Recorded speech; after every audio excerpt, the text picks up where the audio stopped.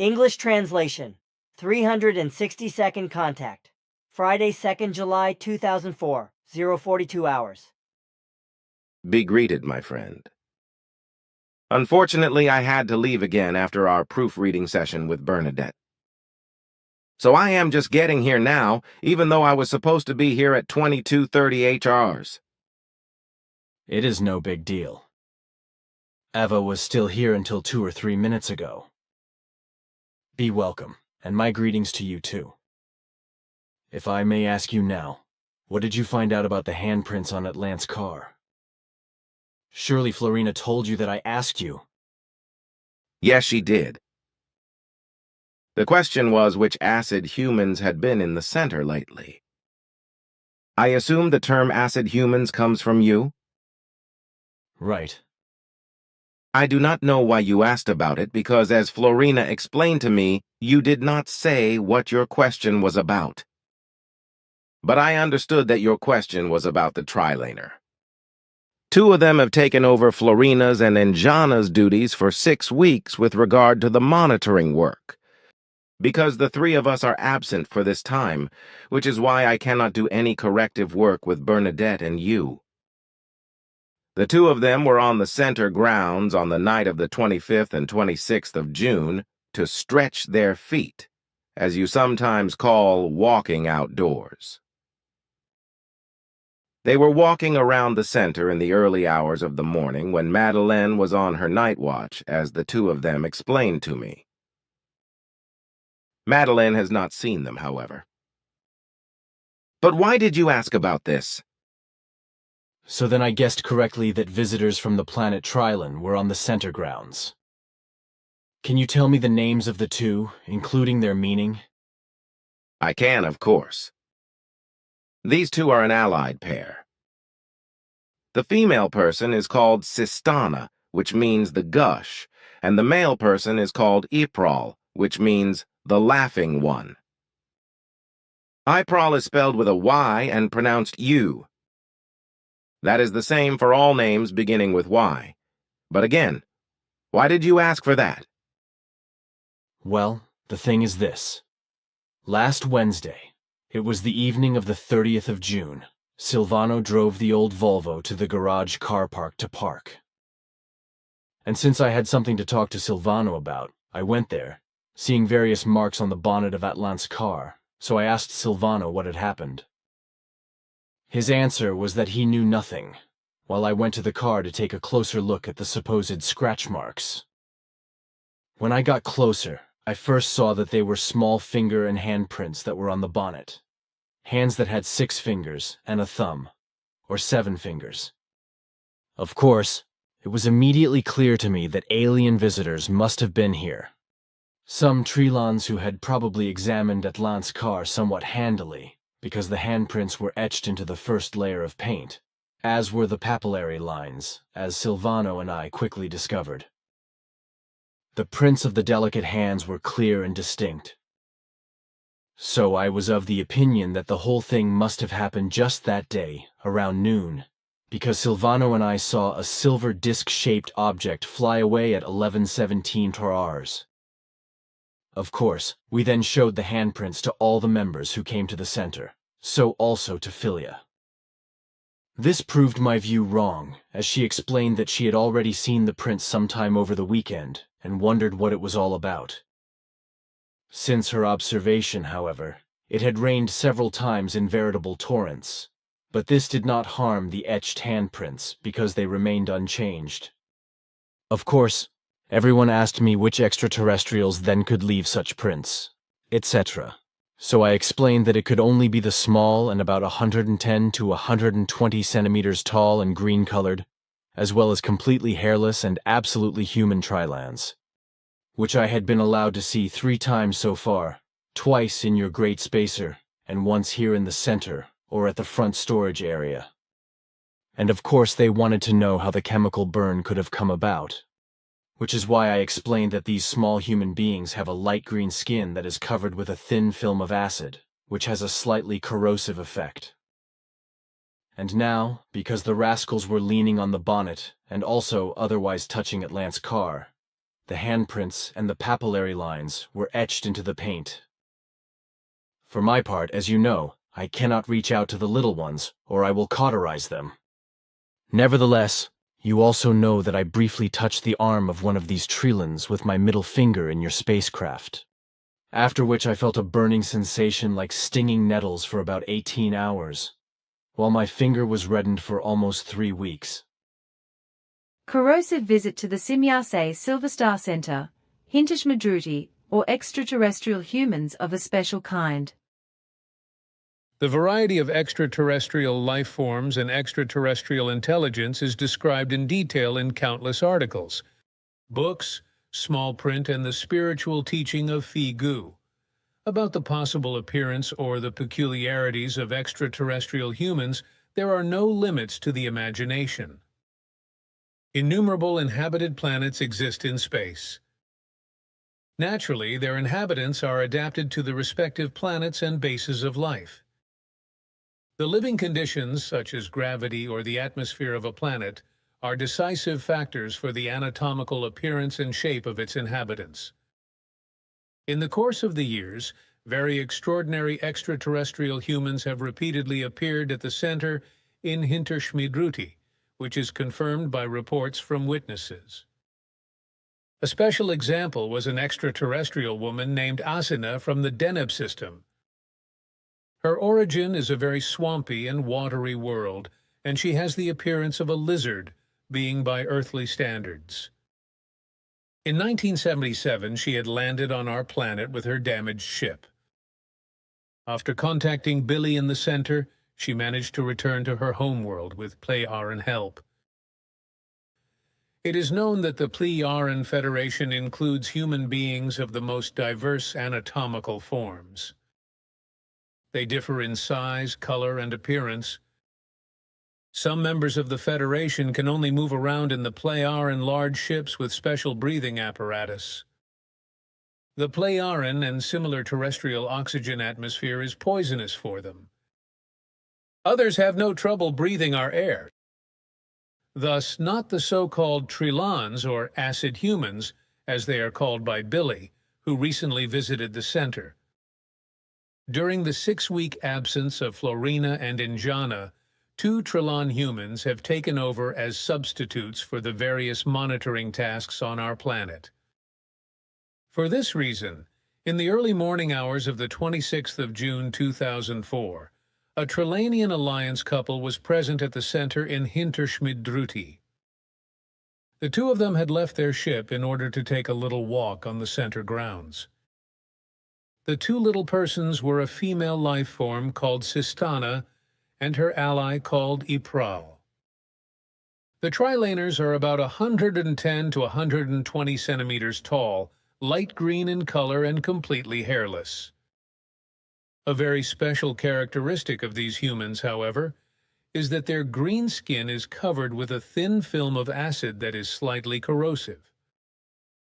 This peculiarity means that they should not be touched by humans of a different species, as this can lead to painful burns. In the course of the past years, Billy Edward Albert Meier had the opportunity to meet these humans 3 times. One of these meetings took place in the Ptah metropolitan area.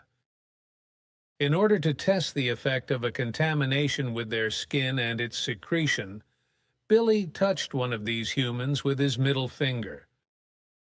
The incipient chemical burn left him feeling a burning sensation like nettles for about 18 hours, while his finger was still reddened for about 3 weeks.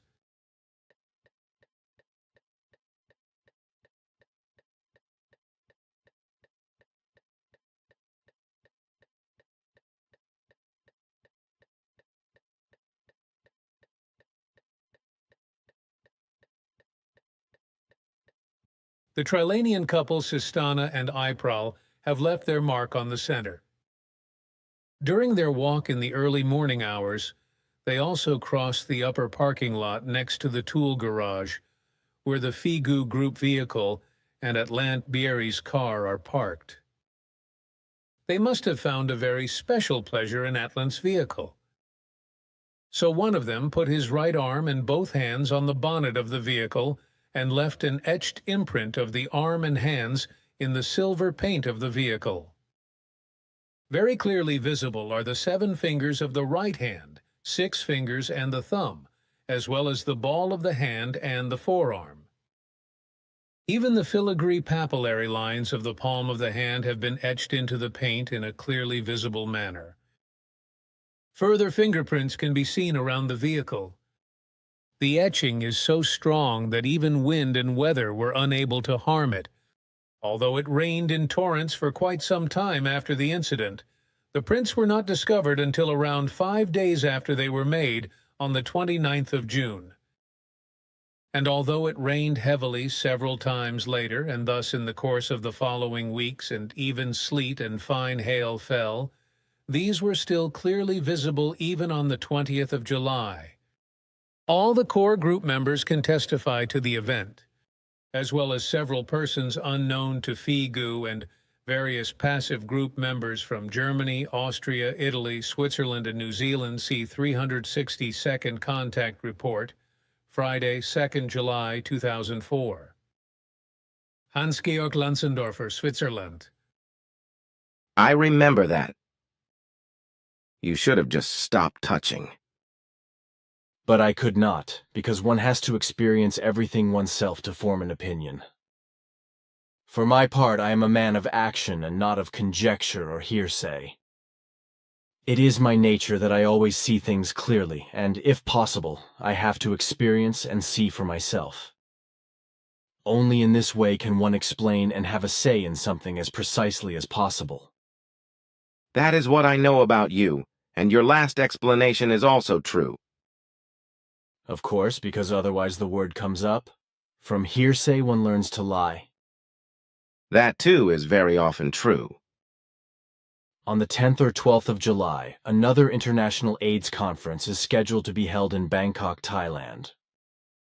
Since its outbreak, the epidemic has spread enormously all over the world, especially in the third world countries. It must have been in April 1990 when you told me that, from about 2003 or 2004, the epidemic would begin to spread to such an extent that it could degenerate into a catastrophe. It is said that about 38 million humans, including many children, are currently AIDS positive, although last year or the year before last you said that the number of those infected had already exceeded 40 million. That is what I said at the time. That is correct. Today, there are many more humans infected by the disease. The rule is that in about a third more AIDS-positive humans than the official figures say. Because many infected ones are not registered and remain unrecognized. However, what corresponds to our more precise investigations is that there are currently just over 331,000 AIDS-infected people on Earth. You said in 1990, as I mentioned earlier, that the AIDS epidemic would continue to spread. Can nothing be done about it? What is the estimated annual increase in the number of people infected with AIDS? It is said that there are currently 5 million. A number that does not correspond to the truth. The current annual accumulation in AIDS infections is, according to our precise investigations, little more than 660,000, with the number increasing by a few cases practically every day. In order to do something against the epidemic, it requires the rationality and the sense of responsibility of the humans. But unfortunately, for years now, they have become criminally irresponsible, careless, wanton, and reckless in their caution against the AIDS epidemic. This is particularly true of the humans of those countries which live in the industrialized countries and have good education systems and authoritative information on AIDS and its prevention. This is in contrast to third world countries where the necessary education and all useful information is very scarce. And if humans assume that condoms would offer complete protection against AIDS, then this is a mistaken assumption, because these means are only of limited use, although various reasons can be given for this, such as the fact that condoms can manifest the tiniest damage through which the AIDS virus can be transmitted. However, bodily fluids such as sperm, vaginal secretions, and blood, which are deposited on the outside of the condoms and enter the genitals or through wounds directly into the blood, can also cause infections. Even intimate kissing is not without danger, because if there are even the smallest injuries in the mouth of an AIDS-infected person, which excrete blood and thus produce saliva, then an infection is also caused by this if there are also open wounds in the mouth area of the other partner. The same possibility also exists in the esophagus and stomach, if there are open wounds there, even the smallest ones, which then come into contact with swallowed AIDS-infected blood saliva. The truly only real and responsible possibility and protective measure to effectively prevent AIDS is that only hygienic and healthy sexual relationships between closely connected and demonstrably healthy partners are maintained. It is therefore essential that sexual practices are really only cultivated in close relationships, and only if there is a demonstrable harmlessness in terms of AIDS infection, for which a medical certificate should be provided under certain circumstances, for example in cases of infidelity between partners. Such proof of harmlessness must be based on the fact that it is provided 3 months after the last sexual contact and that no sexual acts of any kind take place in the meantime until the test. This is because, according to certain criteria, AIDS can only be detected in the blood 3 months after infection. If this necessary measure is followed, then AIDS can be effectively contained and brought to resolution. A complete sexual abstinence outside of this measure is of urgent necessity. If this is not followed, the epidemic will continue to spread unstoppably and ultimately lead to a real catastrophe. AIDS cannot be fought and resolved by having conferences led by wannabes with a lot of stupid speeches and screaming for more money. In order to fight AIDS, certain financial resources for education are necessary, but education is not the ultimate goal. It is only a part of what needs to be done. Of course, research also requires financial resources to find appropriate medicines that can make a cure possible, but again, this is only part of the whole that must be sought. Education and medicines are indeed the least part of what needs to be done, in my opinion, about 30 to 35%. The remaining 65 to 70% must be based on human behavior, because the biggest problem with the AIDS epidemic is the wild and uncontrolled sex life of the majority of the Earth humans. So the real reason for the spread of the epidemic is the Ausartung, getting very badly out of control of the good human nature in terms of the unscrupulous and irresponsible practice of the sexual instinct.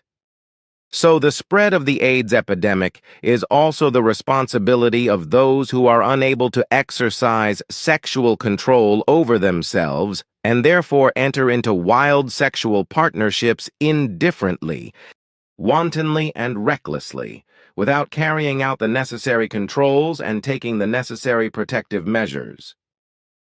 However, it is wrong to assume that protective measures in the form of any means alone would suffice, because the control I have mentioned regarding possible infection is of utmost importance. It is also completely wrong to assume that AIDS is due to poverty and lack of money, because the real evil lies in the irresponsible wild sex life of the Earth humans, coupled with indifference, wantonness, and carelessness with regard to sexually transmitted diseases.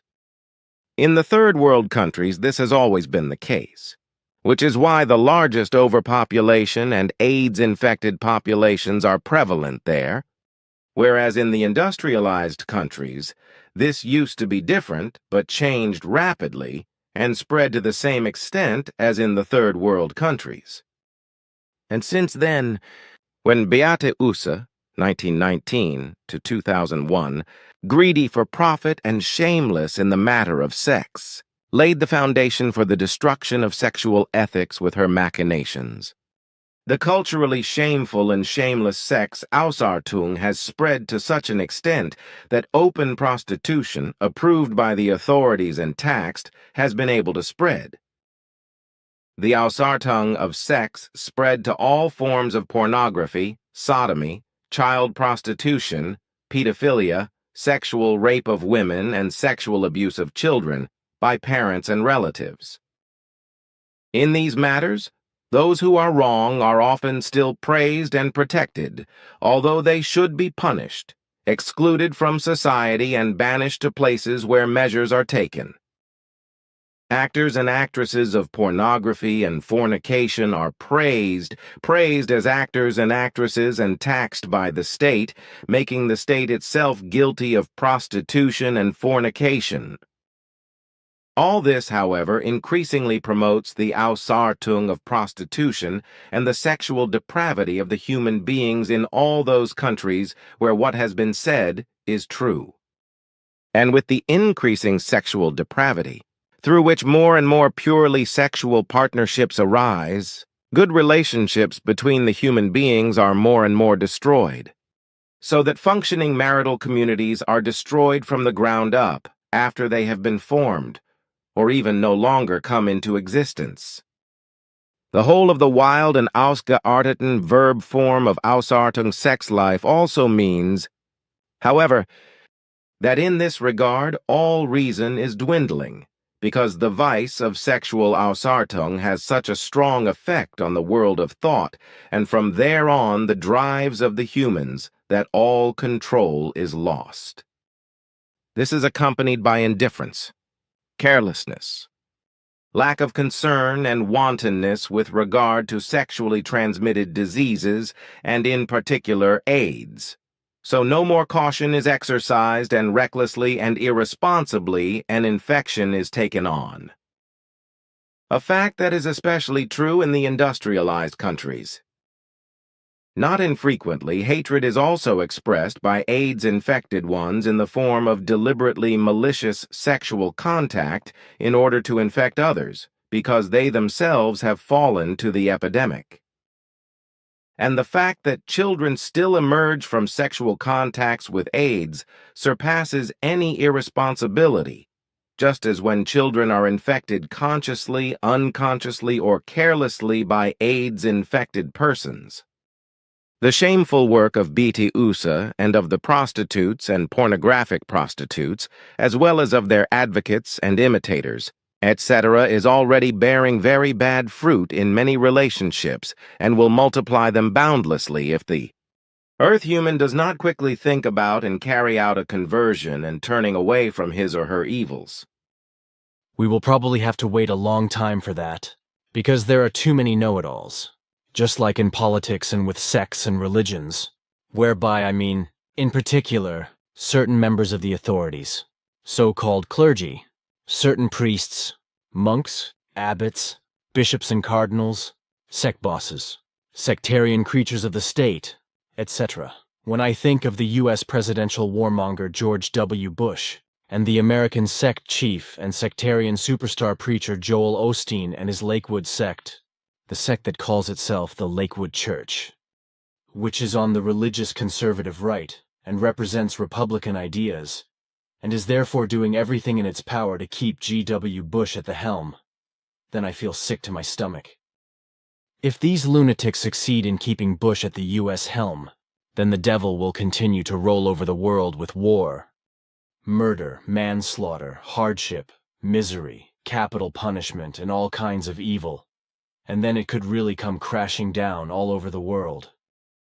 And when I consider that the sectarian Bush supporters hypocritically pray for love and peace, while they advocate the death penalty and cry out for war, murder and destruction, then I have to ask myself how deluded and insane, pathologically dumb and dim-witted these humans must be, that they do not see the truth and only cry out for hate and revenge. But a person who knows real love and real peace can feel neither hate nor revenge within himself or herself, because true love and true peace are not and never can be reconciled with it. Unfortunately, however, it is the case that religions and sectarian beings make humans blind to the truth. In their delusion of belief, they feel better about themselves than they really are, but that they are in truth worse than those who do not belong to any religious or sectarian faith, and who do not cry out for death. Punishment, revenge, and retribution is something the misled ones are unable to grasp. In truth, they are caught in the vicious circle of seeking revenge, punishment, and retribution outside all human dignity and humanity, according to the vengeful god of their religious or sectarian faith. Such religious or sectarian believers are worse in their hatred, revenge, and retaliation than any badly out-of-control predator, and their brains and wrong thinking and the resulting false feelings are no more than a rotten, stinking, and inedible fruit. This kind of believer's sick thought and perception rests solely in the erroneous phrase, "God, I thank you that I am better than the others." But that they, however, are the completely osgarteten, those who have gotten very badly out of control of their good human nature, is something they are unable to recognize in their low intelligence, self-importance, irresponsibleness, lack of dignity, irreverence, as well as in their megalomania, dishonor, and inhumanity, because their blindness of belief kills all rationality. Of course, I do not mean to say that all believers in religion may be judged in this context, because in all religions there are humans who take their faith very seriously and try to live it in dignity, reverence, and humanity. These are humans who reject all gay vault beyond all might and violence, with all available forceful means, physical, psychical, mental, and to use consciousness-based powers, abilities, and skills in order to carry out and practice tremendous deeds and actions. And consequently also hatred, revenge, and retaliation, and who support any punishment, if such a punishment is necessary, only in a human-worthy, just, gewaltless, life-protecting, and humane manner. For my part, I know enough such humans for whom I can and must therefore also speak out in a positive wise, because what is right must also remain right. For many humans, the good teachings that exist, along with all the nonsense, in religions are a comfort and help for life, for some difficult situations and events, as well as for bearing dignity and living out reverence for one's fellow human beings and all life. Even if, in addition to the afterlife of good teachings, they have unfortunately also fallen prey to false doctrines concerning faith in God, and to religious rituals and dogmas, etc. Their life and attitude to life in terms of humanity, dignity, and reverence for all existence must be appreciated. Thus, it should also be said that in all religions there are believers who live the true teaching of that which is given by the spiritual teaching, and yet, as a result of their ignorance, they indulge in erroneous dogmas, ritual acts, and godliness. But they can be excused by the fact that they lack the necessary knowledge of the effective creational truth, because they have been and continue to be irresponsibly misled by religionists in this regard. Thus, they remain prisoners of false religious teachings, for through the divine and religionist threat of punishment in the case of apostasy, they live in fear and terror of divine punishment. I do not think I need to comment on that, because I also cannot express the truth more appropriately. Fine. Then a question. Quetzal, and you too, you have spoken several times during the last 25 years about the fact that the Earth human contributes a lot to accelerate the naturally imminent climate change. Your calculations have always stated that about 50% of this is of natural origin, and the other 50% is human-made. But now our scientists claim that only about 20% of the blame for the whole thing lies with humanity. And this is still the case today, as climate change is becoming more and more noticeable. The more the Earth human being destroys his or her entire habitat and does everything possible to produce more and more CO2, which mainly promotes the greenhouse effect and is therefore responsible for climate change, which is produced in addition to about 50 other gases, such as the methane CH4, the nitrous oxide, N2O, the tropospheric ozone, And last but not least, the artificial CFCs, the chlorofluorocarbons.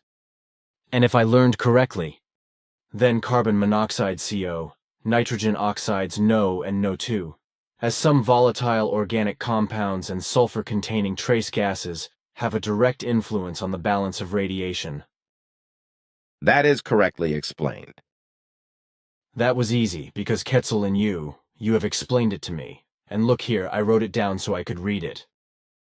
But now my real question is, has anything serious changed with regard to the 50 to 50% that our scientists speak of only 20% human origin with regard to all the climatic changes? No, nothing has changed in our calculations because the earthly scientists are very wrong in their assumptions and claims. Their calculations are very inaccurate and trivialize the facts in an irresponsible wise, thus misleading people. I thought so. Then the forces of nature will continue to rage in the future, if I am not mistaken. Because if such false prognoses are made and false assumptions are made, nothing will change for the better. Climate conferences are being held, and measures are being adopted but not ratified, along with the fact that certain states, such as the USA, of course, are pinching back and high-handedly segregating themselves. Thus, climate conferences are completely pointless, with idiotically large financial resources being squandered on the participants who live high on the hog. But to the greenhouse effect, many humans cannot imagine anything about the planet. Because as crazy and irrational as it may sound, some think, when talking about the greenhouse effect, that only the increase of temperature in the greenhouses is meant. Unfortunately, there are many humans on our good Mother Earth who have a poor education, who have no idea what is being talked about with regard to the planetary greenhouse effect. I have already noticed this on various occasions when I was on a shopping trip and got into conversation with people. This is really an educational gap, but as I know, many humans are only concerned with unimportant and trivial things, but they raise themselves to be important. This is how I want to explain your question. Basically, the greenhouse effect is a phenomenon of temperature increase occurring in greenhouses, which can be caused either naturally by the sun or by artificial means. During the normal natural process, normal glass allows the sun's high-energy UV radiation to pass through, but this does not apply to infrared radiation or heat radiation. Inside the greenhouse, the UV radiation or ultraviolet radiation is converted into thermal energy and thus increases the temperature in the greenhouse, as you know. I know, yeah. There is also the term greenhouse effect. That is also correct.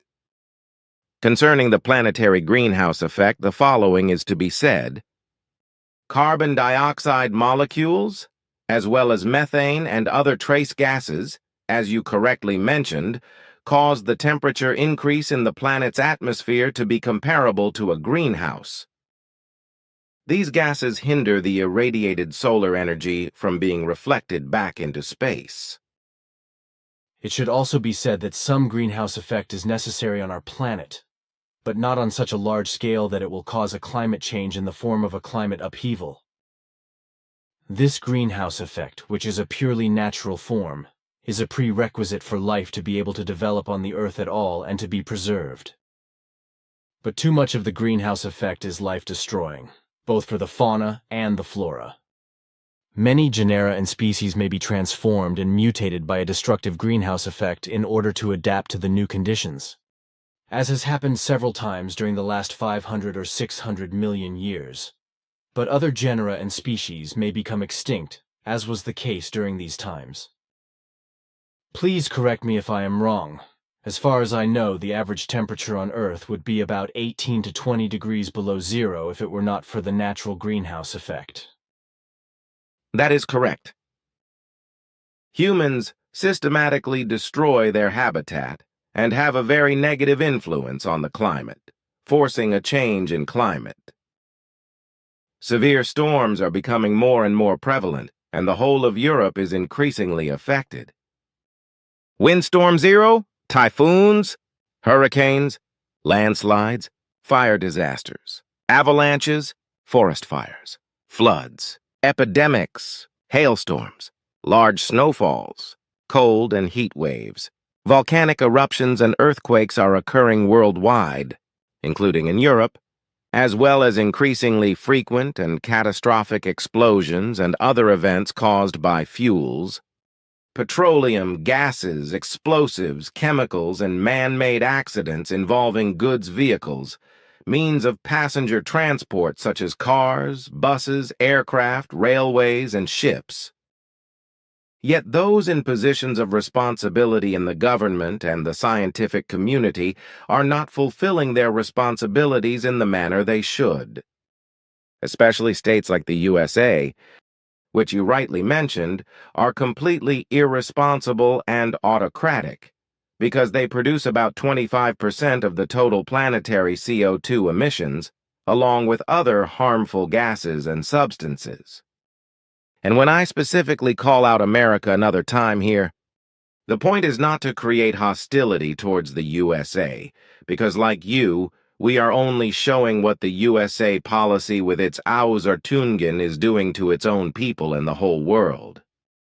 Just what the degenerations in relation to the death penalty and the worldwide Secret Service machinations and military operations around the world cause in the name of love, peace, and freedom. Driven by the faith and delusion of those who are called by God to be the savior of earthly humankind and to be the world police, far surpasses all self-importance, all arrogance, and all megalomania.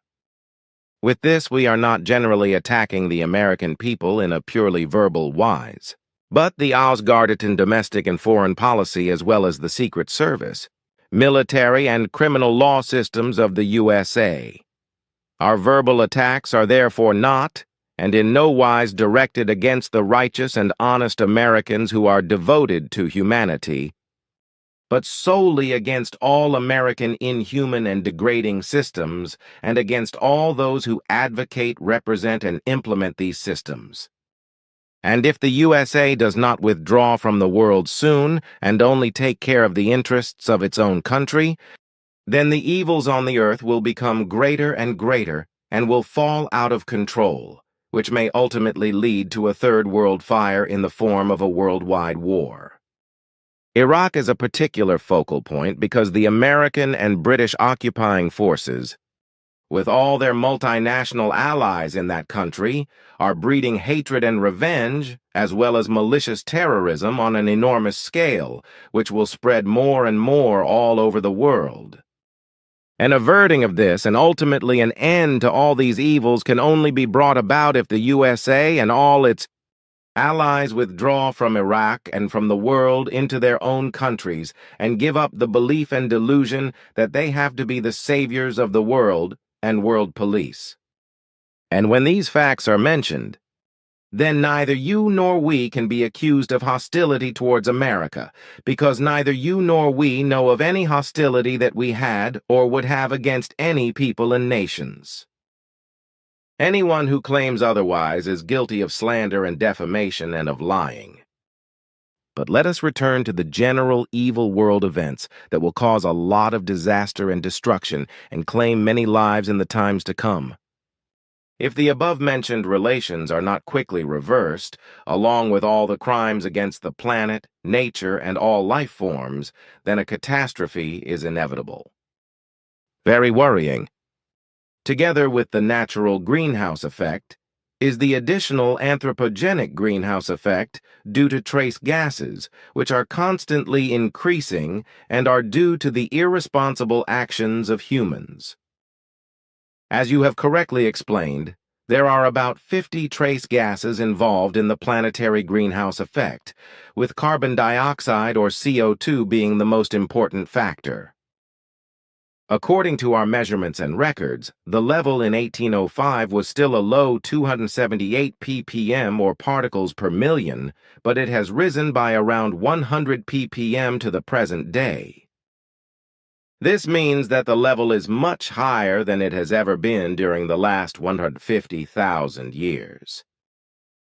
And if we look at the whole thing in terms of its cause, the result shows that the increasing emission of trace gases, and especially CO2, is caused by the human beings of the Earth, especially energy sources of fossil origin, which are burned by explosion engines of automobiles, ships, motorcycles, and airplanes, etc., as well as with heaters, etc., mainly contribute to the anthropogenic greenhouse effect through their exhaust gases. The main cause of this is the irresponsible growth of the world's population, which is the factor that causes more and more industrial, heating, explosion, and jet engine exhaust fumes, etc., to be produced and pollute the planet's atmosphere. The deforestation of the rainforest is also of particular importance, as is the discharge of many fresh waters into the oceans, which causes climatic damage overall and also results in more and more enormous storms. The warming of the Earth's atmosphere has already started a greenhouse effect, through which the planetary surface temperature has already increased by 0.8 to 1.00 degrees, as our exact measurements show. In addition to this, sea levels have risen by up to 16 centimeters over the last 100 years, both due to the melting of large parts of the ice masses of the South and North Poles and the melting of mountain glaciers on the mainland. This also causes a lot of fresh water to enter the oceans, which drastically changes the sea salt content and also affects ocean currents, changing them and also contributing to climate change. Overall, the frequency of tempests and storms is also increasing, with the speed of the winds also increasing and becoming more powerful. So the number of natural disasters is increasing and becoming more diverse.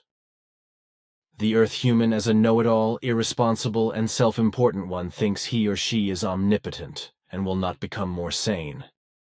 And even then, when he or she goes down in misery and destruction, then they still do not recognize that they themselves are to blame for the downfall, because even then they still seek to put the blame elsewhere, probably just with nature, which has been fighting against human madness for quite some time and is fighting back. That too is a true word. Here I have another question regarding same-sex unions. For some time now, people in various countries around the world have been getting smarter and allowing officially certified same-sex partnerships.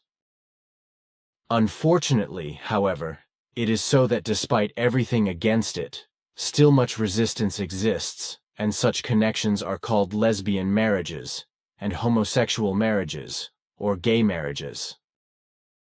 I find this humiliating, honor-sapping, and dignity-defeating for the people concerned. When I think about it, then a decent term like same-sex partnership would be useful and worthy of the matter. What is your opinion? We use the same name, along with the term same-sex alliance. The terms lesbian unions, gay unions, and homosexual unions are also common, which I find equally inhumane. All of these terms affect the honor and dignity of lesbian women and homosexual men. The terms same-sex partnership or same-sex alliance should have sole validity. However, other terms that protect honor and dignity can of course also be used. I am sure such terms can be found if one searches for them. But tell me something. In a month's time, August 1st, will be the national holiday of Switzerland, celebrated with bang and smoke, as you know.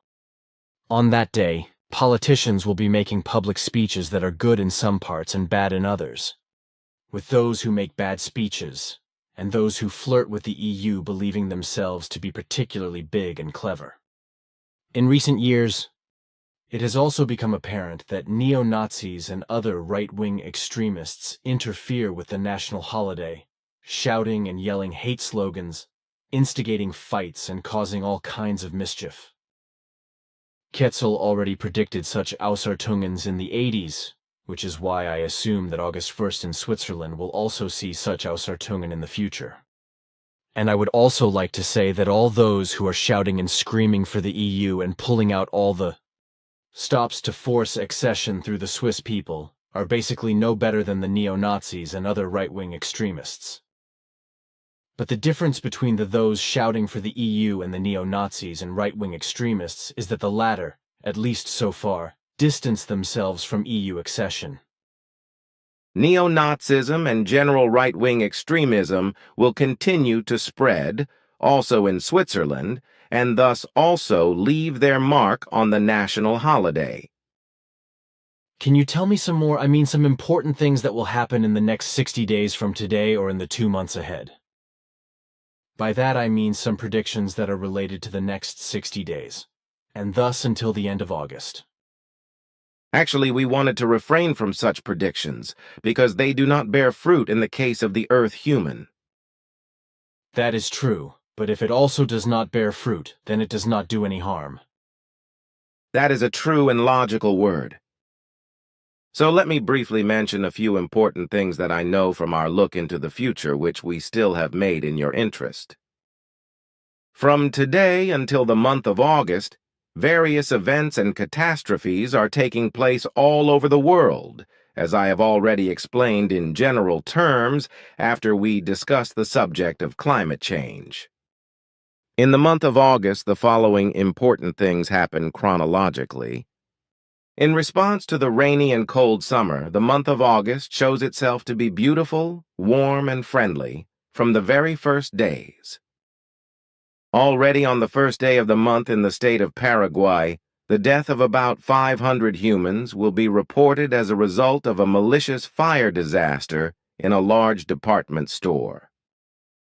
The large number of deaths is due to the fact that the department store managers have all exits closed due to alleged fear of theft by customers. As usual, however, it will be the case that in the end everything will be trivialized and everything will be presented differently than it corresponds to reality and truth. In this respect, insurance fraud and state interests and bribes play a very special role. Also in Paraguay, there is a lot of corruption, as it is common practice in many other countries. So already the first day of August will bring a lot of suffering and sadness.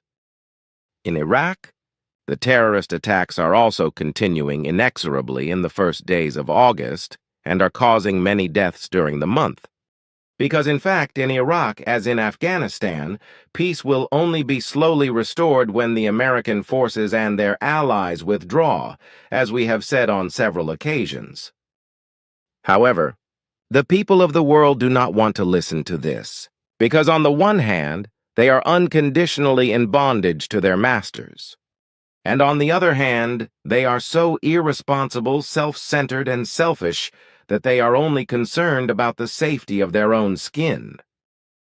So the taking of hostages and the killing of hostages will also continue from the beginning of August, as will the fighting in Israel and Palestine, with many more deaths to come. Already in the first 3 days of next month, the destruction of the oil pipelines in Iraq through acts of terror will continue and unleash large oil fires. On 3rd August, there will be a speech in the USA that a probe will be on its way to Mercury, a planet close to the Sun, for an approach time of about 7 years. On the same day, America will again allow public access to the Statue of Liberty, at least in the buildings of the statue, which were closed to the public after the terrorist attack of the 11th of September 2001. As of the 4th of August, there is the imminent danger that terrorists will attack and destroy the merchant fleet, oil container ships, and container ships with goods worldwide. In the night of August 4th to 5th, in France, in Les Charentes, in the Chambéry area of Savoy, in a riding school, there will be a new fire catastrophe and the death of about 10 humans, several children and adults. On the 5th of August in Germany, in a swimming pool in Oststadt in Essen, a chlorine gas accident occurs in which about 40 people are injured. On the same day, in a suburb of Budapest, a large explosion of explosives occurs in a fireworks factory. which, although causing few deaths, leads to a large fire and the destruction of many vehicles, destroying a large number of residential buildings. On the 5th and 6th of August and in the following period, particularly heavy fighting will take place in Iraq between the occupying forces and insurgents, with more than 300 deaths in the first 2 days alone, in addition to the fact that extremists will make public not only a Turkish hostage who will be shot, but also the report of an alleged decapitation of an American, which turns out to be a bad American student's joke. But the fighting, the hostage-taking, and the killing of the hostages will continue unabated in the future. The 6th of August will also be the day when it will become generally apparent that the terrorist organization, Al-Qaeda in Afghanistan, etc., is reactivating old terrorist training camps, as well as that Israel is reopening the border with Egypt at Rafah. During the days from the 3rd to the 6th of August, leading members of the terrorist organization Al-Qaeda are also arrested in various countries, with planned terrorist attacks also becoming known. However, it is also likely that the largest dinosaur tracks in the world to date will be found in Switzerland, namely in the Jura Mountains, with diameters of up to 1 meter and more.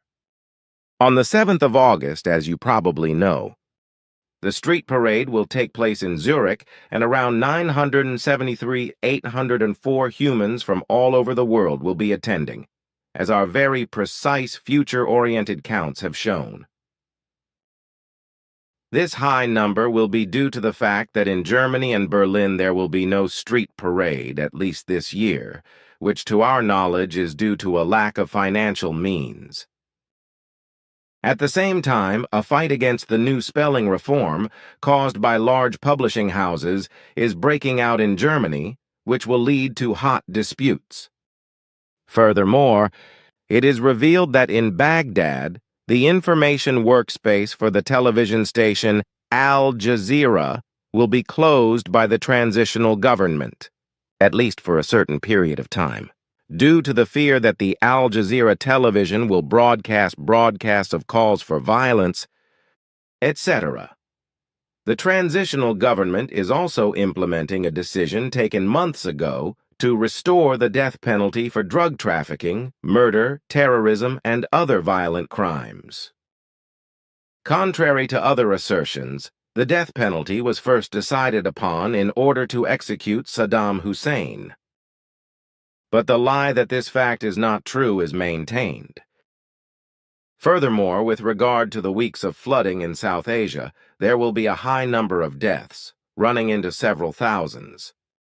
Also in Europe and in the whole rest of the world, windstorms will cause a lot of damage by storm, water, heat, and hail, whereby also the dead will have to be lamented and everything will become more and more overpowering. Also, the indebtedness of the states, the economy, and the private individuals is becoming more and more prevalent, whereby the total amount of debt will no longer be calculated with only billions, but with trillions of euros, pounds, francs, and dollars. Not only America has long since exceeded the trillion mark in dollars and Germany in euros, but England is also part of it, because this country has also already exceeded the sum of 1 trillion pounds in total debt. But this will not become apparent until the middle of August at the earliest. This will be around the same time when the world's most famous fireman, Paul "Red" Adair, dies in the USA at the age of 89. This is the man who became world famous in the 1950s for fighting and extinguishing gas fires, oil well fires, etc. Later, he also became more famous because, after the first Bush-Gulf War, he was the leading figure in terms of extinguishing the oil well fires in Kuwait, started by the Iraqi military. His death takes place in that period, when a large connecting bridge to the Peloponnesos, that is to say, the southern peninsula, is opened in Greece in the Gulf of Corinth. You know your way around there, because you lived in Corinthos for some time and got married there. And Just a minute, please. What you say is, of course, correct. But there are events connected with it, not only in relation to me personally, but also historically, which might be interesting for everyone who reads our contact interview later. What is your opinion? That should be so, yes. So, if you want to tell? Although I thought you could do better, because you probably know a lot more than I do. But if you like, when I met my future wife in Thessaloniki in Greece in 1964, on Friday the 25th of December 1964, it was through a woman named Vula, who came from Corinthos, where her parents still lived. On Monday, the 25th of January 1965, my bride and I celebrated a simple engagement, and I gained some unpleasant insights into the life of her family, which caused all of us unpleasantness, so that we had to separate again. Secretly, my bride was only 17 years old at the time. We obtained all the papers, 22 of which were different, in order to be able to marry, for which we first had the written permission of the parents, who then wanted to withdraw it by depositing our marriage papers at the authorities in Thessaloniki. During the time I lived in Thessaloniki, I earned my living by repairing electronic equipment such as music boxes and coffee houses, as well as radios and metal detectors, etc., in addition to selling shirts. Within a short time, living with the family became unbearable, and the father of my bride, Georgios, wanted to stab me and her with a knife, for the purpose of which he came to Thessaloniki from Katharini's pulmonary sanatorium, where he had been admitted due to illness. And since the conditions were getting worse practically by the hour, I kidnapped my bride on Thursday, the 25th of February 1965, and disappeared with her to Corinthos, where we found shelter with Vura's parents, who had also moved back to Corinthos, because her German husband had been arrested in Thessaloniki as a result of serious fraud and later sentenced to 3 years in prison. However, neither Vula nor my bride and I knew that her husband was a swindler, which is why we naturally fell out of all clouds when the arrest occurred. Of course, the mother, Efrosini, and the father, Georgios, filed a complaint against me, which is why I was internationally advertised and wanted for kidnapping and theft of human beings and girls, precisely because I had stolen and kidnapped my underage bride. Of course, then in Corinthos the Astonomia. That is to say, the police could not hide our presence with Vula's family, which is why they appeared at our house on Saturday 20th of March 1965 and took us in a jeep to the police station. At the police station, I was then confronted by the head of the police with the report of the human theft, whereupon I naturally told the whole story of the family terror. Thereupon, the chief of police telephoned for more than an hour with the police of Thessaloniki, who obviously knew the family circumstances of my bride and thus confirmed everything. When the telephone call ended, the man grinned and declared that we were free, and that we should see to it that we would get the marriage papers. Until then, he arranged everything with the pastor of his church, so that we could get married as soon as we had the papers. He made it clear to us that we should go to Thessaloniki as soon as possible and collect the papers from the authorities under the excuse that they were needed by the parents. He himself, he said, would telephone the person in charge of the authority next Monday to arrange everything. He also explained that we would have to copy the papers and then return the copies to the authority, but bring the originals to him, the chief of police, in Corinthos. 2 days later, on Monday, the 22nd of March, my bride and I made a hitchhiking trip to Thessaloniki, where we arrived in the morning of the 23rd of March and actually received the papers at the authorities. As advised by the chief of police, we immediately made copies, brought them back to the authority, and disappeared with the originals to Corinthos and brought them to the police. That was on Wednesday, March 24th, 1965, and then everything happened very quickly. The police chief sent us home while he went off to settle everything with the priest and the authorities. Only 3 hours later he came to us and reported that everything had been well arranged, so that we could marry the next day, Thursday, the 25th of March, 1965. When that was done, he had us officially picked up by his forces, as he said amusedly. It was probably at 10, D0 when the wedding ceremony took place in front of the altar, because it was not otherwise possible in Corinthos at that time, after which we went to the authorities immediately afterwards with the chief of police, who was present at the wedding in civilian clothes, in order to settle the official matters. Afterwards he brought us home and explained that he would now send his armed warriors pro forma to officially arrest us and me as girl kidnappers. At the same time, I should take the marriage certificate with me. Okay. 20 minutes later, a police jeep pulled up, from which 4 people armed with machine guns got out. Since we were already waiting for them in front of the house, things happened quickly. We got into the jeep and drove to the police station, where the boss welcomed us with a grin and ordered us in. Then he officially announced to me under several witnesses that I was arrested for girl abduction, etc. as discussed. I then handed him the marriage certificate and explained to him that the girl I had kidnapped was my now wedded wife, because I only kidnapped her to marry her and to free her from the clutches of her vicious mother, who was the main ringleader in the family terror. Well, well, said the police chief, flanked by some law enforcement officials who diligently applauded his words. That is a different matter. And we are not aware of anything that the kidnapping of one's own wife is a criminal offense. There must be some mistake. So please go about your business, and congratulations. Those were roughly his words, which were confirmed by the attending legal representatives, and we were able to go our way with many congratulations. But now to Corinthos and the Peloponnese, about which the following must be said. Corinthos is the capital of the administrative district and is situated in the northeast of the Peloponnese. The city has about 30,000 inhabitants and is located at the Gulf of Corinth. It is an inlet of about 130 kilometers long, and this separates central Greece from the Peloponnese. Corinth has an artificial canal, the Canal of Corinth, which is about 6.35 kilometers long and about 24.5 meters wide, and was built between 1881 and 1893. The city was founded by the Dorians in the 10th century BC and was the most important and richest trading city in southern Greece after Athens in ancient times. Corinthos also has a rich history in relation to the Corinthian War, and in relation to the rule of the Romans and Macedonians, as well as the Byzantines, the Turks, Crusaders, and Venetians, etc.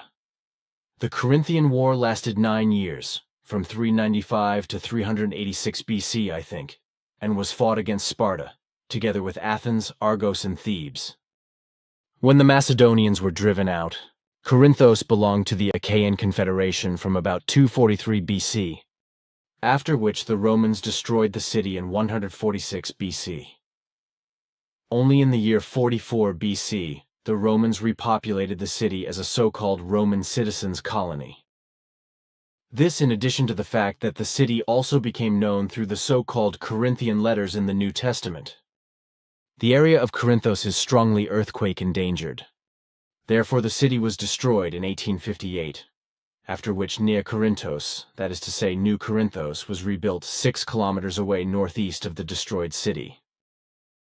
If I remember correctly, Corinthos has only belonged to Greece since 1830 or so, before the Turks left, who had been the occupying forces since about 1458. And in relation to the Peloponnese, it has to be said that it is only connected to central Greece by the canal or Isthmus of Corinth. As I have already mentioned, the canal was cut from 1881 to 1893. The peninsula has about 700,000 inhabitants, and the administrative district is Tripoli. I do not know much about the history of the Peloponnese, but I do know that in ancient and archaic times there were important political and cultural centers, such as Olympia, Mycenae, and Sparta, etc. There was also the so-called Peloponnesian War between Sparta and Athens, which was in the period from 431 to 404 BC, if I remember correctly. This was about the domination of Greece. Apart from that, there are several other war stories, such as the Archidamian War, according to Archidamus II, king of Sparta, but I am not very familiar with these events. As far as I know, the name Peloponnese is based on Pelops, who according to Greek mythology was the son of Zeus, Tantalus, and a nymph. Tantalus was the favorite and confidant of the gods, but was thrown by them into the underworld where he must stand thirsty in water that always recedes when he wants to drink. Furthermore, branches of fruit hang above him, which also spring back whenever he wants to eat from them. According to the Greek myth, Tantalus had to suffer this punishment because he slaughtered his son Pelops and presented him to the gods as food, thus testing their omniscience.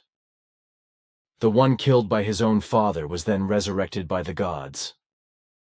He then deceived Hippodameia into his wife, the daughter of King Oikonomaios. Hippodameia then bore Pelops 2 children, Atreus and Thyestes, while he became a powerful king in southern Greece. This is what I remember from what I have learned about Greek mythology, about the history of Corinthos and about the Peloponnese. Whether the dates are correct, as I have called them, and whether the connections are correct, that Everything matches my knowledge. Be confident, your memory is good. But now let me continue with the predictions as you wished until the end of August. if you have enough time, there is something I would like to ask you first that seems important to me. You can put your question forward because I am not in much of a hurry today. My question is this. For some time now, there has been talk about whether NATO should lead operations outside of Europe. Do you know whether NATO will really interfere in foreign affairs outside of Europe? This will indeed be the case, because the NATO decisions are that a so-called NATO Eurocorps will be deployed to Afghanistan in the first half of next August, with multinational military forces under French command. Absolutely sure. It is a foresight, so there is no doubt about it. Unfortunately, the whole of Europe, or at least those countries that provide military forces in this operation, will not be spared by terrorism. In the foreseeable future, there will be just as unpleasant things to come out of the Al-Qaeda terrorist organization in this respect as there will be in those countries providing military forces in Iraq to support the Americans and the British. Japan will have to mourn deaths and injuries because, according to our forecasts, a nuclear reactor accident is taking place there in Mihami as a result of damage to the cooling water system. In the month of August, the risk of forest fires will increase throughout Europe as a result of extreme heat and drought, while there will be a threat of severe storms throughout the world and a tendency for more crashes of all kinds of aircraft, both as a result of terrorist acts and mechanical and electronic damage to aircraft, which will of course claim a number of lives. The Swiss airline Swiss will be lucky in the misfortune, because during a flight of an aircraft from Amsterdam to Zurich, there will be multiple damage to the drive units. This will necessitate an emergency landing, which fortunately succeeds at Frankfurt Airport in Germany, leaving all crew members and passengers unharmed. Also concerning Switzerland, it turns out that the financial institutions deny their customers advance credit on credit cards, which means that accounts can no longer be overdrawn. Credit card liability is limited to the effective account amount. Before the 10th of August, Iran's leaders will presume to see themselves as a nuclear power.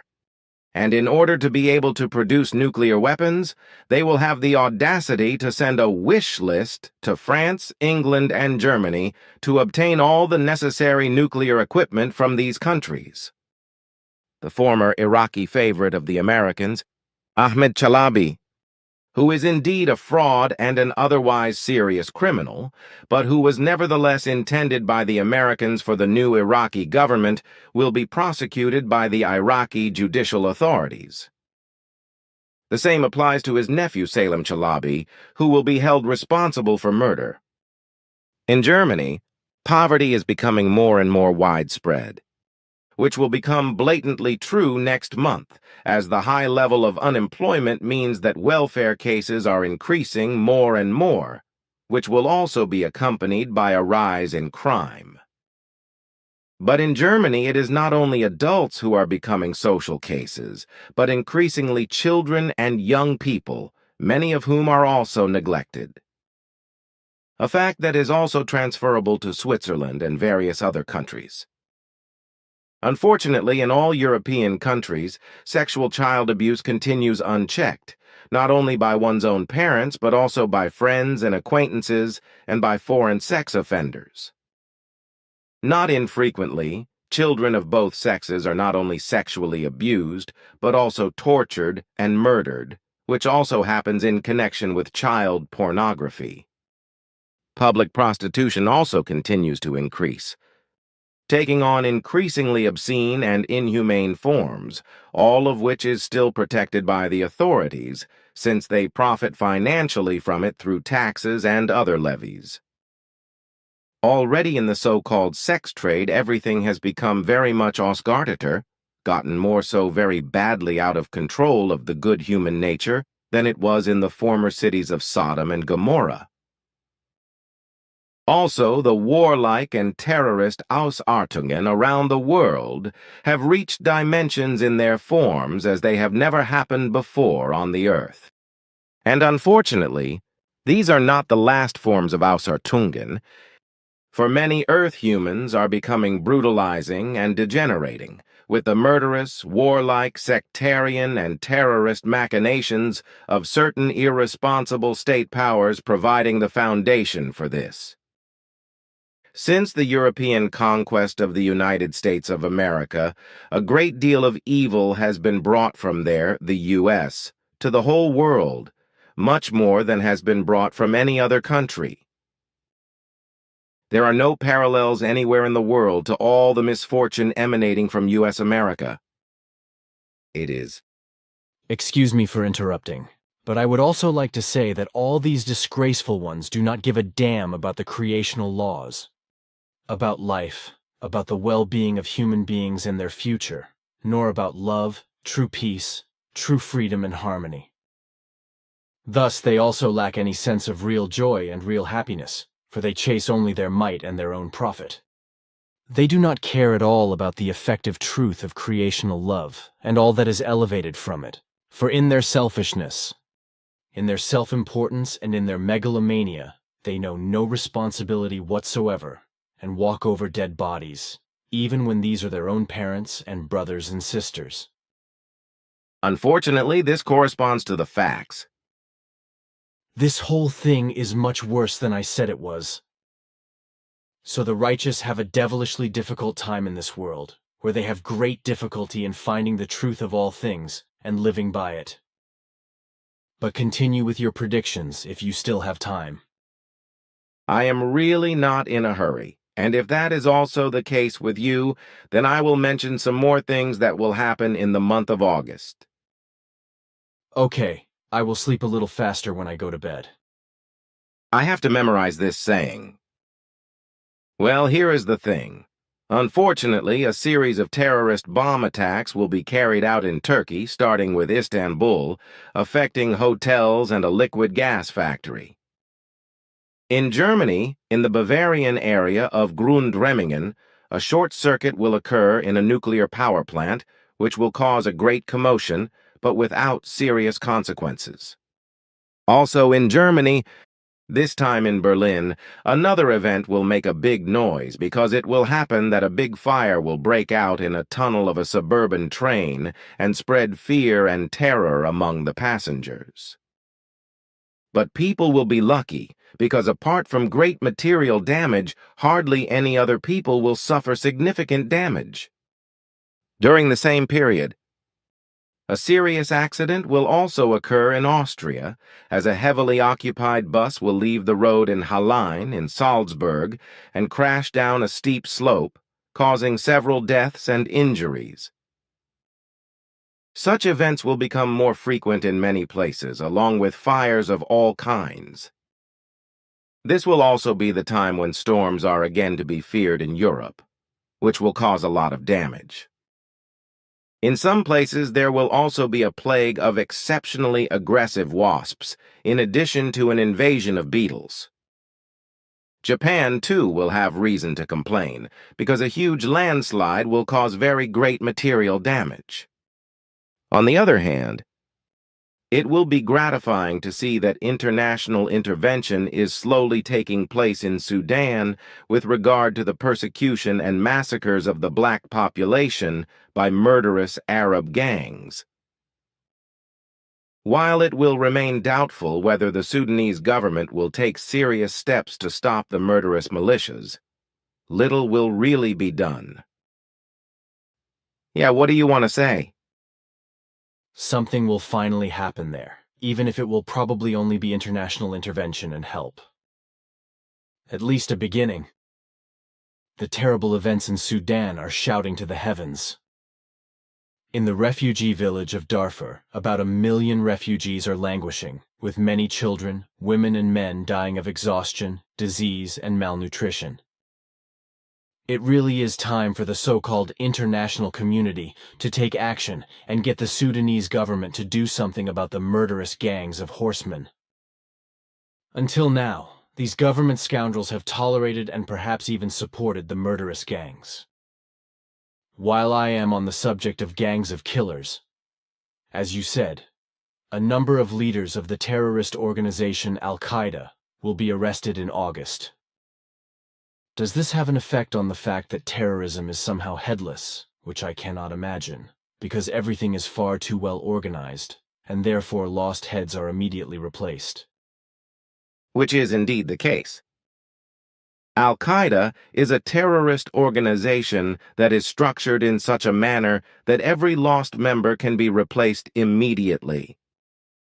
If a member drops out, they can be replaced by 2 others.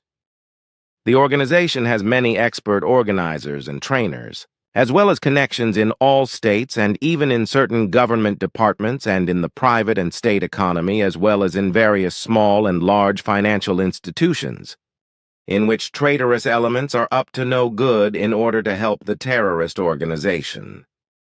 The powers that be and other responsible persons of all states, as well as the mass of the population, have still not realized that the terrorist organization Al-Qaeda, along with all its subsidiary groups, has already become so powerful that it actually has a powerful army worldwide. And when this army strikes, then humankind and the world will be hit by so much disaster, affliction, misery, murder, and destruction as the most terrible nightmares cannot show. I thought so. And that danger is surely growing. But now continue your remarks. It is getting late, but there is still a lot you can do. You were right to mention the danger, and the fact that it is getting late. Well, as you wish. Another hostage is decapitated in Iraq, an Egyptian who has his head brutally cut off with a knife. Go on.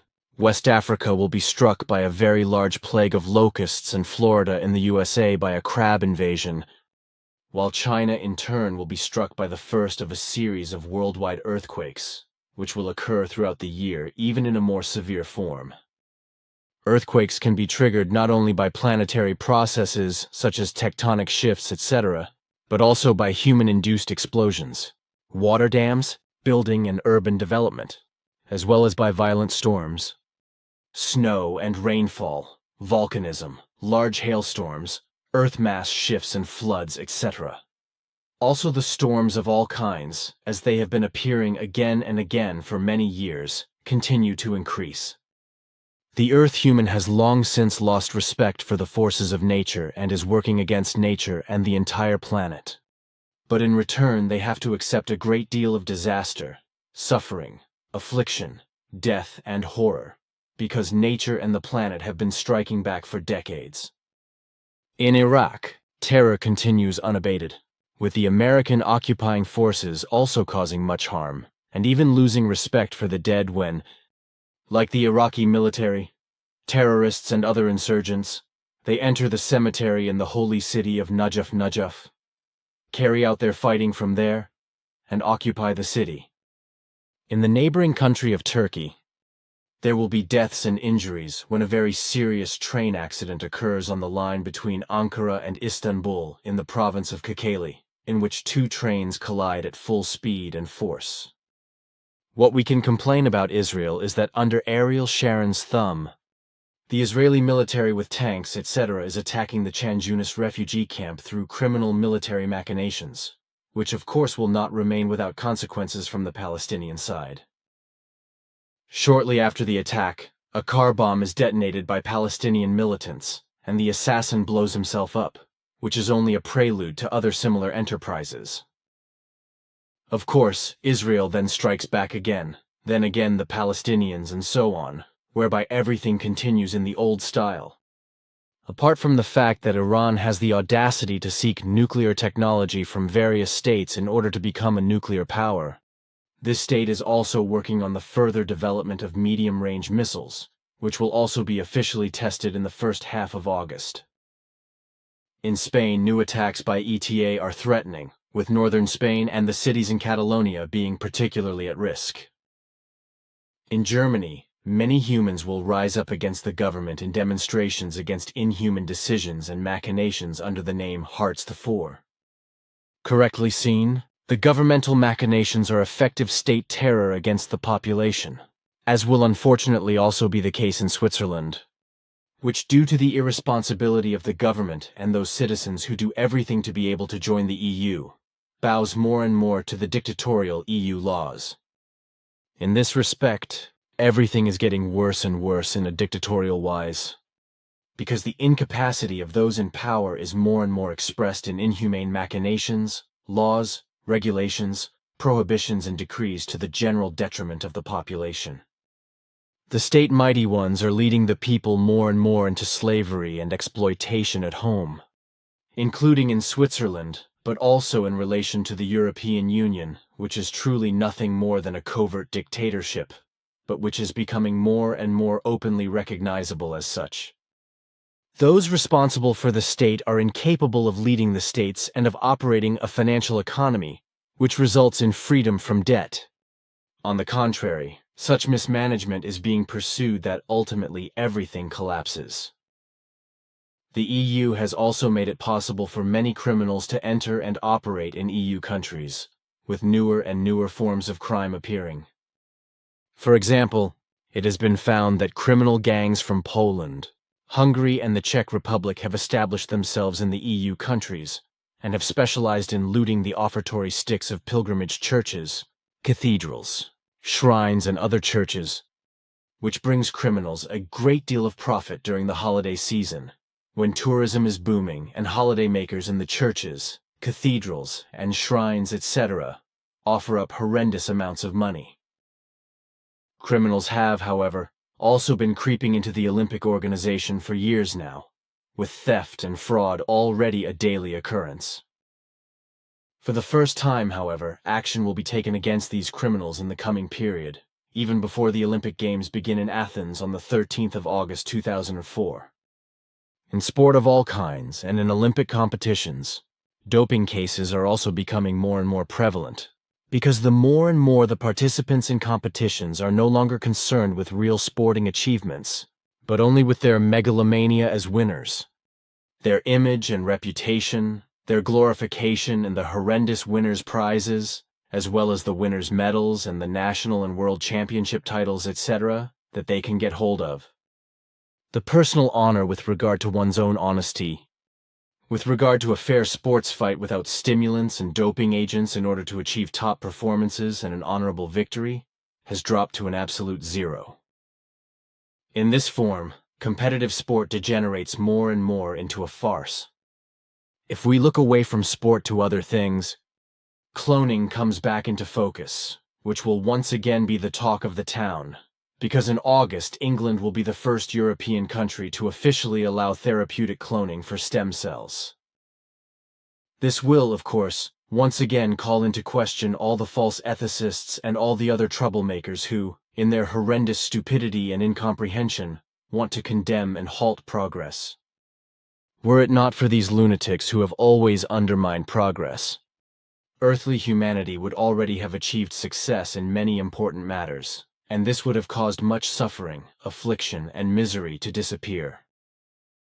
Particularly in the field of medicine, without the troublemakers and false moralists, etc., the state of affairs on Earth today would still seem utopian to terrestrial humankind. Shortly after the earthquake, China is hit by a severe typhoon, which will cause many deaths and injuries. But Florida in the USA will also be hit by very severe hurricanes, which will occur likewise as in China on 11th, 12th, and 13th of August. At the same time, in Spain, ETA's threat of assassination will be fulfilled in the first phase with 2 bomb attacks. In the USA, in the state of California, over 4,000 same-sex couples have been allied with each other in marital communities in recent months, but this has been in violation of the laws in force in the state. This violation of the law will be used by the Supreme Court as an opportunity to annul all same-sex unions, which will not only lead to much resentment among the female and male couples concerned, but also to great hatred against the jurisdiction and the authorities. This, in addition to the fact that this inhumane court decision will cause much suffering and grief among those affected, and suicides must therefore also be expected. In St. Pölten, in Austria, the seminary in which for several years lewd homosexual acts were committed among priests and candidates for priesthood, was closed down following a Vatican decision. In fact, these were not normal homosexual sexual relationships, but a form that must be called male prostitution. This, in addition to the fact that a person involved in it was also killed for reasons of wanting to break the silence surrounding this unworthy activity, although other factors also played an important role. And as is customary in the circles of the Catholic Church, these things are concealed and withheld from both the judiciary and the public, so it is highly questionable whether the wrongdoers involved will ever be called to account for the whole thing by the law. The Catholic Church has always known how to shirk secular laws and secular justice by all possible unfair means. It has always made its own laws, which of course have always been designed for its own benefit. In this way, this also applies to that fallible pedophile Catholic priesthood which sexually assaults children and which is thus protected from secular jurisdiction, in that the Vatican maintains silence and conceals everything and, if possible, uses hush money to make the abused persons concerned sneak away, as I would like to say about this. Also, fallible Catholic parish forces themselves act in the same wise with regard to hush money. Ausartungen such as pedophilia, and events such as have been taking place and happening for years in the seminary in St. Pölten, or the fact that various priests indulge in prostitution, have secret loves, are secret fathers of children, and make sexual use of other men's wives in order to satisfy their sexual urges, can only result from the celibacy or inability to marriage of Catholic priests, which is contrary to male nature. It is true that in priesthoods of other faiths there are also misdeeds in the above-mentioned forms, but they are not as exuberant as in the priesthood of Catholicism. And these are incontrovertible facts which we have studied and clarified in detail, and which are irrefutable. In fact, the above-mentioned seminary in St. Pölten must be regarded as a male brothel seminary, as well as a pedophile site where pedophiles cavort. But now, dear friend, it has really become very late, so we should end our conversation for today. There are only a few things I would like to explain, after which we should consider other things in the future at a later date. That may be after our vacation, because for my part I will go to my daughter Simyase, and will not be back until the 12th of August for the next correction work with Bernadette and you. Florina and Injana are also going with me, so the 3 of us will be unreachable. Kitsal is also absent for a longer time. Should it be necessary for one of us to be present, then you can contact Taljda, because she should be reachable for you, because she is moving in the earthly space and has a certain task to fulfill. So I will now only briefly mention the following events, which are known to me through a look into the future. The one hurricane in Florida, USA will be one of the worst of the last decades, will cause a lot of dead and injured people, and will cause tremendous material damages, which will cost immense dollar sums. Basically, however, the inhabitants of the affected areas which are hit by hurricanes in America are irresponsibly responsible for the destruction caused by natural forces such as hurricanes. This is because, firstly, people have created and settled in residential areas that have been extremely endangered by uncontrollable hurricanes since time immemorial. And secondly, they construct their homes and other buildings using lightweight construction and such inferior materials that they cannot withstand hurricanes and tornadoes from the outset. In this respect, the same irresponsibility is being shown as by those people who build their dwellings etc. on the shores of the seas, lakes and rivers, and then complain about nature when great waters come and flood everything. Carelessly and irresponsibly, the floodplains are built over and covered with concrete, so that the natural large waters can no longer give way and consequently cause great damage and cause death and injury. The same applies to those irresponsible people who build their structures on avalanche slopes or in volcanic areas and in earthquake zones that are particularly at risk. If all this were not the case, natural disasters on Earth would cause far less destruction, death, grief, distress, and misery. However, the man on Earth does not want to listen to reason, which is why he also has to bear the consequences of all the evils that he himself is ultimately responsible for. So further disaster in America will also be inevitable, because the devastating hurricane will not yet be finally removed from Florida, where a whole series of further hurricanes will form, which in turn may cause damage. However, before these storms break out, around the 13th of August, Spain will once again be affected by forest fires, with the Valencia area being the first to be affected. At about the same time, in Goldberg in Mecklenburg, Germany, a serious accident occurs during the renovation of a school building, which will cause several deaths when the dilapidated structure collapses to a large extent. Then there will be a massacre in Africa when Burundian Hutu rebels break into a UN refugee camp and massacre more than 200 human beings. As usual, however, everything is trivialized by the authorities and the number of those murdered is given as much less. Then, on the 14th of August in Iraq, in the holy city of Najaf, there will be an evil rainfall for the American occupants, because in the days before, the Americans will try to negotiate with the Iraqi Shiite religious leader Muqtada al-Sadr, but this will fail because of al-Sadr and the insurgents in bondage to him. Their purpose will be to drive the U.S. occupiers out of the city, but this will not be accepted by the occupiers. Ultimately, the whole thing can escalate maliciously, and not only in the Shiite city of Najaf, because Muqtada al-Sadr has many followers in all Shiite areas who belong to him and are willing to fight, bleed, and die for him. It will be the same time when the Pope travels to Lourdes to take part in the Marian pilgrimage. He will also drink the allegedly miraculously healing Lourdes water in the subliminal hope that this will heal him from his physical and age-related decay.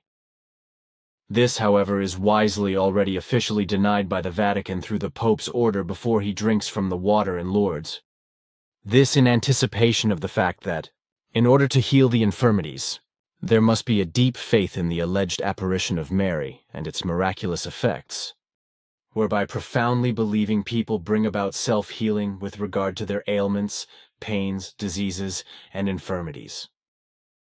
This faith, however, is what the Pope lacks, because all his religious fuss is only displayed by him as an unbeliever in order to shine and be adored before the believing Catholics. This because the man is unusually selfish, self-centered, egotistical, and addicted to power and domination, which he is able to hide under the guise of alleged philanthropy. This is as much a shamefulness without equal as the fact that he does not resign from his office and stubbornly clings to it because he does not want to give up his power, as is the case with all powerful people. But I will go on to report that in Assam, India, during the celebrations of Independence Day, a bomb attack will be carried out by extremists, killing around 20 people. Italy will also be threatened with attacks, which will be announced as a threat by an extremist group in the middle of August. On the 15th of August, the expiry of an ultimatum by a terrorist group will be announced, whose demand is that Italy withdraw its troops from Iraq, and since this will not happen by that date, new terrorist threats will be made against Italy and its leader Silvio Berlusconi. He is the driving force and, as a power-hungry and fanatic of the American war and terror, he bears the decisive responsibility for Italian military forces, etc., providing aid to the American occupiers in Iraq. Unfortunately, the threats in Italy are being taken lightly, which can have very serious consequences if certain threatening causes arise from which very malignant effects are produced. The same terrorist group that includes Italy in its terrorist attacks will also threaten all other U.S. occupying forces in Iraq with terrorist attacks, as well as all countries that actively support the American war and terror activities in Iraq and Afghanistan.